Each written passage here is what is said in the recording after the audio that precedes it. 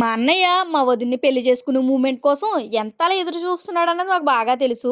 అందరిని ఒప్పించి, మెప్పించి మరీ చేసుకుంటున్నాడు. ఇందుకే మా వదిన్ని మీకు పరిచయం చేయలేదు కదా! తినే మా వదిన అంజు. మాకు వదిన కాకముందు మా పెద్దమ్మమ్మ మునిమనవరాలు. నాకు కూతురు వరుస అవుతది. గాని మా అన్నయ్యని చేసుకోవడం వల్ల ఇప్పుడు వదినమ్మ అయిపోయింది. ముహూర్తం 7:52 అని చెప్పాను కదండీ! కరెక్ట్‌గా ముహూర్తం టైంకి అయితే జీలకర్ర బెల్లం పెట్టిచ్చేశారు.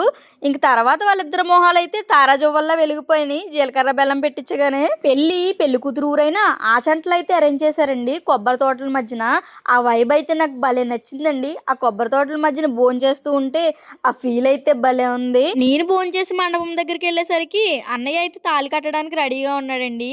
అన్నయ్య వదిన మెడలో తాళి కట్టగానే నా నోట్లోంచి అయితే ఒక్క మాటే వచ్చింది. అన్నయ్య సాధించావురా అని. ఆ మాట విని మా అన్నయ్య అయితే తెగ నవ్వుకున్నాడండి. ఫైనల్‌గా అయితే పెళ్లి చాలా అంటే చాలా జరిగిందండి. లాస్ట్‌లో బిందాట ఆడిపిస్తున్నారు. వీళ్ళకైతే ఎవ్వరి దిష్టి తగలకుండా ఇంతే ఆనందంగా లైఫ్ లాంగ్ ఉండాలని మనస్ఫూర్తిగా అయితే కోరుకుంటున్నానండి. మీరందరూ కూడా మా అన్నయ్యని, వదినని ఆశీర్వదించండి.